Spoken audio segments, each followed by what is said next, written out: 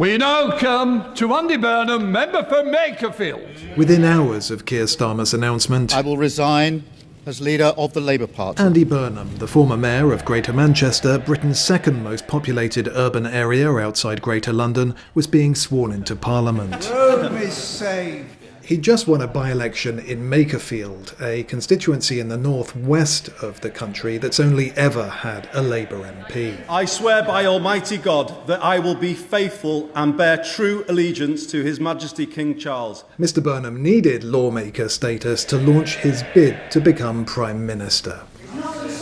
He's run twice before, in 2010 following Gordon Brown's resignation, a race in which he came fourth out of 5 candidates, losing to Ed Miliband, and again in 2015, when he finished second behind Jeremy Corbyn. Turn the water into white. If the so-called King of the North, The King of the North! a nickname obtained after Mr Burnham pushed back against Boris Johnson's COVID-19 lockdown measures, makes it third time lucky, he'd be the UK's 5th Prime Minister in just 4 years. Andy Burnham is a career politician. He worked as a minister in both Tony Blair and Gordon Brown's centre-left New Labour governments. He then served in the shadow cabinets of both Ed Miliband and Jeremy Corbyn, who moved the party further to the left, before he was selected as Labour's candidate for Mayor of Greater Manchester. Mr Burnham won re-election twice in that role before throwing his hat in the ring for the Makerfield by-election. It was growing up in and around these streets that I saw what Thatcher's government did to places like this, the deindustrialisation, the draining away of economic, social and political power. Andy Burnham became Mayor of Greater Manchester in 2017, a role for which he led the Greater Manchester Combined Authority, which is formed of 10 local authorities and controls a budget of around £3 billion. What all of these experiences have taught me is that Westminster doesn't work for people in this part of the world and communities like this across the UK. The 2014 devolution agreement with government gave the mayor additional powers over areas including adult education, housing and planning, and transport. Manchesterism is the end of neoliberalism, the end of trickle-down economics that has left out places like Makerfield. Make no mistake, that means a new path for Britain.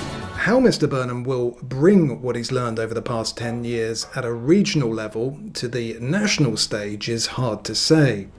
Since he was last in office, Britain has left the European Union, gone through the COVID-19 pandemic, and supported the ongoing war in Ukraine. All this set against a weak economy, a stubborn inflation, and what many perceive to be an immigration crisis. As historian and author Anthony Selden writes in The Times, his Manchester entourage, who have followed him down to London, should be given a ticket back to the capital of the North. Prime Ministers fail when they imagine they're still doing their last job. Boris Johnson tried to run the country as if it was London, and Starmer came in thinking like a leader of the opposition. But speaking to Times Radio, Prime Minister David Cameron's former Treasury Minister seemed confident that a Burnham Prime Minister would deliver constitutional devolution. It would ultimately involve including devolution of some taxes, but a lot more responsibility, getting rid of some parts of government departments, maybe more than just a bit of some departments, to give proper responsibility to people locally, but at the same time potentially helping start to reverse this very troubling rise in the welfare bill. Another issue worth considering is where Andy Burnham is on Europe.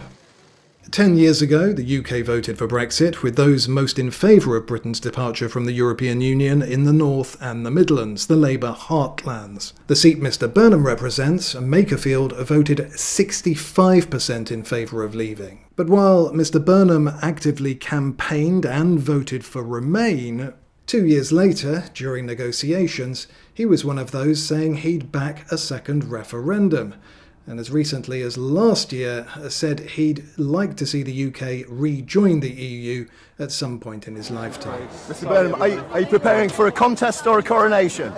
Thank you, everyone. Currently, Reform UK are leading the polls, a party led by Nigel Farage, who's calling for a general election. Let's get a government with a clear democratic mandate. Meanwhile, Conservative leader Kemi Badenoch, speaking in Prime Minister's Questions, targeted Ed Miliband, rumoured to be one of Andy Burnham's picks for the job of Chancellor of the Exchequer, should he become Prime Minister. He was a failed Labour leader, rejected by the electorate, brought back from the wilderness by this man, and when the going got tough, he jumped into bed with the Mayor of Manchester. Yeah, it's not the first time he's betrayed someone close to him, is it? Given his baggage, it's hard to see why Andy Burnham thinks he'd be the right man for the top job. New home? Well, it wasn't surreal before, because I was still in the sort of afterglow of the GMCA departure, but this definitely feels surreal now, coming back. In a good way. Ding dong!